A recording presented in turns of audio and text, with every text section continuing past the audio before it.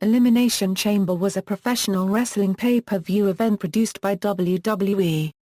The fifth annual Elimination Chamber event took place on February 23, 2014, at the Target Center in Minneapolis, and featured the Elimination Chamber match.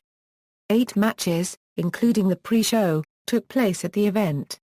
There were 2 main events. The first was the anticipated clash of 2 stables in WWE, the Wyatt family and The Shield, which Wyatts won. The second and final match the event was the Elimination Chamber match for the WWE World Heavyweight Championship. Randy Orton retained his title against John Cena, Bryan, Sheamus, Cesaro and Christian. Background: Elimination Chamber featured professional wrestling matches that involved wrestlers from pre-existing scripted feuds, plots, and storylines played out on WWE's primary television programs, Raw and SmackDown. Wrestlers portrayed faces or heels as they followed a series of events that built tension and culminated in a wrestling match or series of matches. The main event was the Elimination Chamber match, where Randy Orton defended the WWE World Heavyweight Championship against 5 wrestlers after retaining it at the Royal Rumble from John Cena.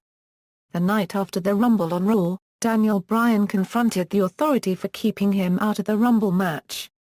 Stephanie McMahon claimed they didn't want to overwork him with 2 matches in a night, but Bryan concluded they disliked him due to his popularity. He demanded Triple H put him in the Elimination Chamber title match. Triple H sent in The Shield to attack Bryan, but Cena and Sheamus saved him. This set up an Elimination Chamber qualifying match between those 3 and The Shield. During the match, the Wyatt family attacked Cena, giving his team a disqualification win, meaning Cena, Sheamus, and Bryan all qualified for the Chamber match. On the January 31 SmackDown, Antonio Cesaro defeated Dolph Ziggler to qualify, and his partner Jack Swagger lost his qualifier to a returning Christian. On the February 2 edition of Raw, Stephanie McMahon would mandate Randy Orton to compete in an Elimination Chamber gauntlet where he must face each of his Chamber opponents in single matches. He was defeated by Bryan that same night, but secured a win by defeating Christian on the February 7 edition of SmackDown. He then was defeated by Cena on the February 10 edition of Raw and by Cesaro on February 14 episode of SmackDown. His last opponent, Sheamus, won by disqualification, as The Shield and the Wyatt family got involved on the February 17 episode of Raw. On the January 31 SmackDown, The Shield refused Triple H's request for the group to drop the matter of the Wyatt family disqualifying them from the Chamber match, so a 6-man tag team match between the factions was set up for the pay-per-view. After Batista's WWE return was announced in December, Alberto Del Rio began saying fans should talk about him instead and vowed to eliminate Batista from the Royal Rumble match. On the January 20 Raw, following a victory over Rey Mysterio, Del Rio was attacked by Batista and hit with his finishing move, the Batista Bomb. Del Rio entered the Rumble at number 27 and lasted just under 3 minutes before Batista, who was the next entrant, eliminated him. On the February 3 Raw, Batista was interrupted and briefly assaulted by Del Rio, however the latter quickly escaped the ring. On the next Raw, after Del Rio defeated Dolph Ziggler, Batista came out and delivered a Batista Bomb to Del Rio through the announce table.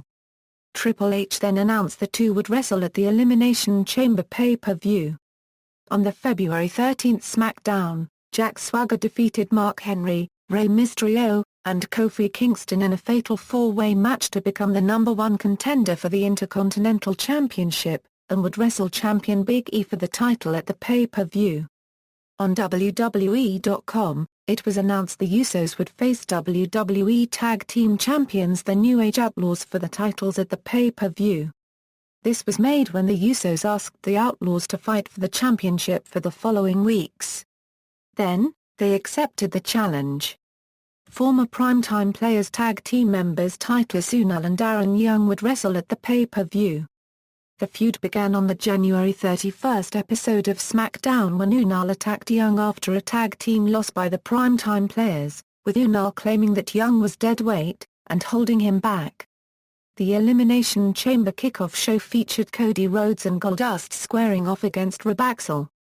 Results: Elimination Chamber entrances and eliminations. Aftermath: Batista and Alberto Del Rio faced each other in a rematch with Del Rio prevailing due to Randy Orton distracting Batista.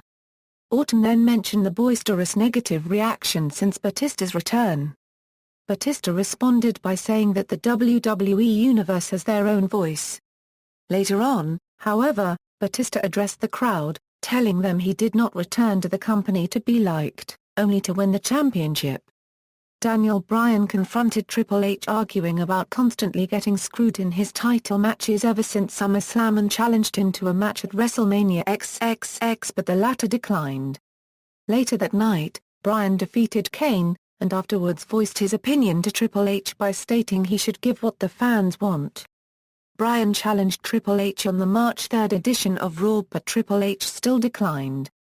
Frustrated, Bryan conjured up the Yes movement on the March 10 edition of Raw involving WWE fans which gathered around the ring and forced Triple H to accepting his match with the stipulation that if Bryan defeats Triple H, he will get inserted in the WWE World Heavyweight Championship match. On the March 17 edition of Raw, the stipulation was changed. Instead it will be the winner advancing in the main event for the title, thus assuring a triple threat match. John Cena would call out the Wyatt family only to be attacked by the faction's leader Bray Wyatt. On the March 10 edition of Raw, when Hulk Hogan announced the Andre the Giant Memorial Battle Royal at WrestleMania XXX, Cena at first entered himself as the first entrant, only for the Wyatt family to interrupt, insinuating that Hogan and Cena's heroic personas are facades and that Bray is the truth.